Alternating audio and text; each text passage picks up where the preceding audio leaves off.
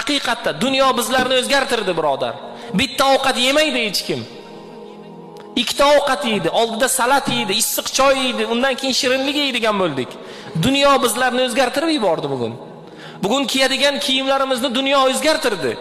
Qizilini qizilga, ko'kini ko'kiga, oqini oqiga taqab kiyadigan bo'ldik, birodar. Bitta kiyimi bo'lardi sahobalarni. Dunyo bizni o'zgartirdi. Bugun qo'limizni changga urmaydigan, har holatda yuvadigan, har xil xushbo'ylik sepadigan bo'ldik. Dunyo bizlarni o'zgartirdi.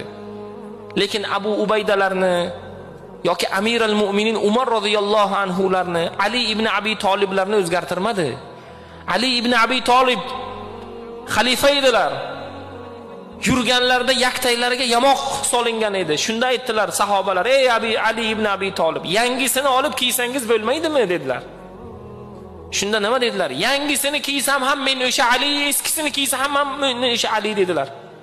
Kim aytadi bugun? Yangi mashina olish kerak.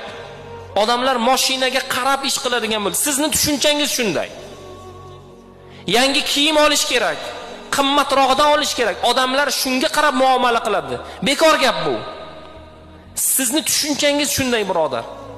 Birodar, shunday inson bo'lingki, shunday Xudoga yaqin bo'lingki, shunday duo qilingki, sizning mashinangiz, sizning uyingiz, sizning kiygan kiyimingizga qarab muomala qilishmasin. Siz o'shanday bo'ling. Chunki biz yana aytamiz, kimligimiz ma'lum-ku.